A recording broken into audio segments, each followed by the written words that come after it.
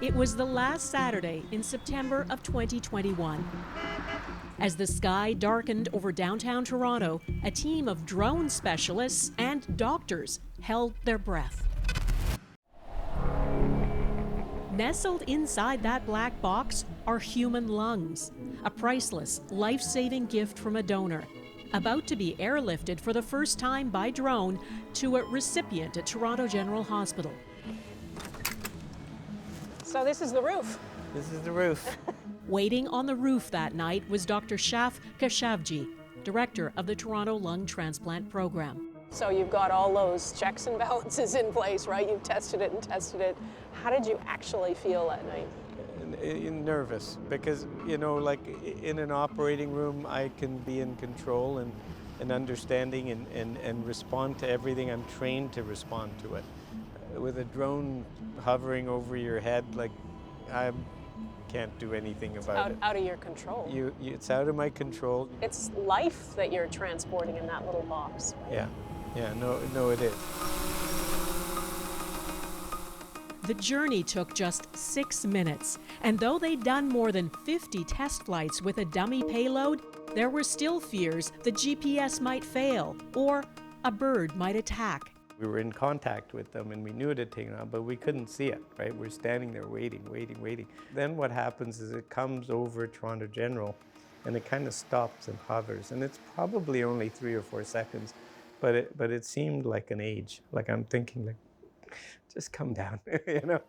Several floors below, waiting in a hospital bed, was 63-year-old Alain Audac. In an hour or 2 hours, they're gonna fix my lungs. I was really at the end of the line. I was on major quantities of oxygen just to get up, just to walk around. His lungs, scarred by pulmonary fibrosis, were operating at less than 10% capacity. When the lungs are shot and they're not gonna get better, the writing's on the wall. He had weeks to live. Dr. Keshavjee and his team were pushing the limits, doing something that had never been done before and needed consent from the potential recipient. They came to the room in the afternoon and they said, we've got this project that's transporting by drones. Are you interested in participating? They described the risk of it. And I said, I'm a technical guy, I'm an engineer by profession. I said, advancement of science, sure, I'll participate. His life was hanging in the balance, dependent on this delivery.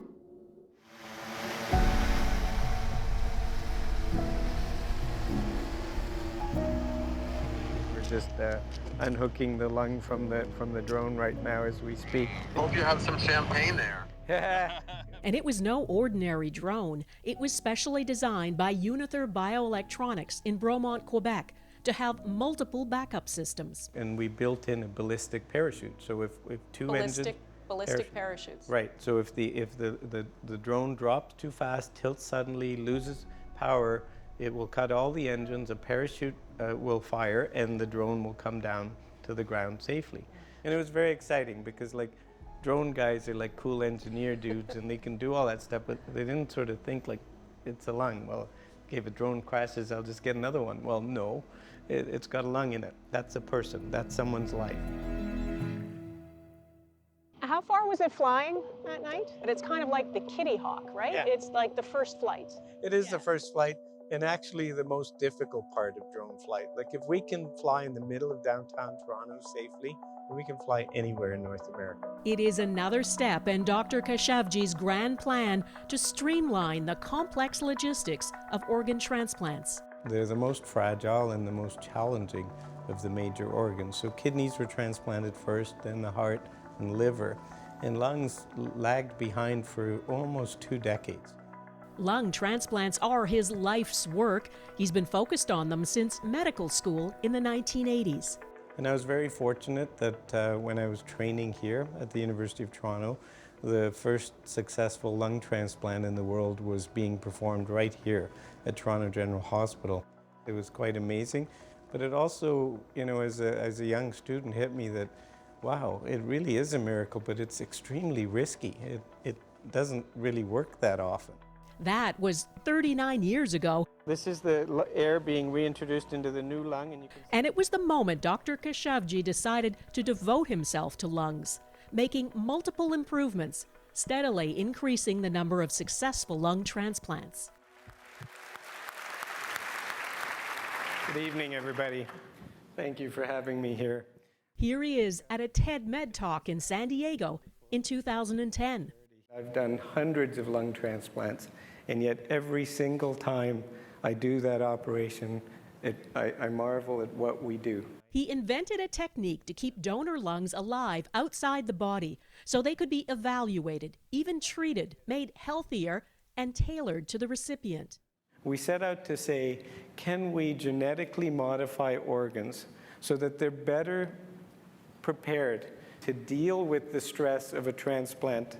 It's called ex vivo lung perfusion, or EVLP. And this lung is alive. So while it's sitting here, it's not dying anymore. We're facilitating recovery. What are you doing? Photographing. It's interesting. Versions of the invention are now being used around the world. That's when we showed you could keep a lung for 12 hours outside the body at 37 degrees with no deterioration in function.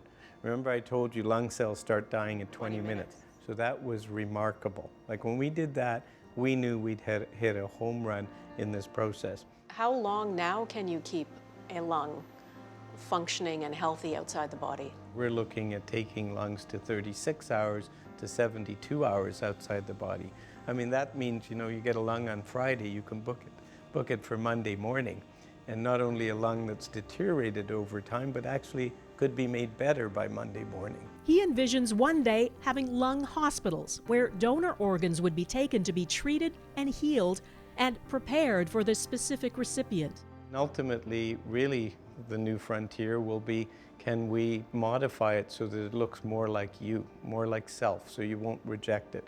Can we use your own stem cells to make a lung that is you? The other new frontier is in the sky. Unither Bioelectronics is developing autonomous airborne organ delivery systems. Drones that can fly, manned or unmanned, within congested cities or even hundreds of kilometers between cities. When did you connect the dots between drones and organ donation? Sometimes the barrier to transplant is just logistics. It can be as much as we can't get a plane, or there's a snowstorm, or we don't have staff, or the operating rooms are busy. Well, if we can now have a system where we don't have an operating room, we put the lung on EVLP, and when there's a room and a surgeon ready, we do a lung transplant. So we can now do 5 lung transplants in a day, 5 patients. We used to do 1 a day, right? So it's looking at logistics like that. So the next thing was the transportation of organs. This was the first lung delivery by drone, but other medical teams have done similar tests with different organs. I'm pretty nervous. Let's not screw it up.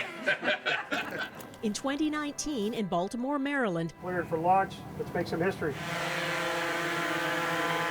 this drone carried a human kidney Getting a little breezy up here. from a recipient to a donor. Oh my God! Another successful test that it's hoped will one day make organ transport simpler and less expensive. You have a plane to take the team to go pick up the organs and come back. But you have 5 different teams. You have lung, liver, kidney, heart teams all going. So often one donor hospital will have 5 teams and 5 planes coming from 5 different places, pick up their organ and go back to their hospital, and 5 more plane trips just to transport an organ that weighs 2 kilograms. When I was here last, I was pushing him in a wheelchair. Alain Audac is back on his feet, breathing easy. And he's just welcomed his first grandchild and is looking forward to more. I was given a second life. Really, that's what it is, basically, is thanks to a generous donor, I have now a second life. The lucky coincidence was he's like an engineer that just thought this was the coolest thing that ever could happen. Yeah, and he's doing amazingly well, and he calls what's happened to him a second life. It is, because, you know, I mean, people live on the lung transplant list knowing that 1 in 5 of them will die. before they can get a lung in time. By constantly innovating, It's our best attempt currently to mimic what's inside the body. Dr. Keshavjee's vision is that organ transplants will one day be as routine and commonplace as hip replacements. I can't see hundreds of drones flying around yet. Like, how's that going to happen? How's it going to be safe?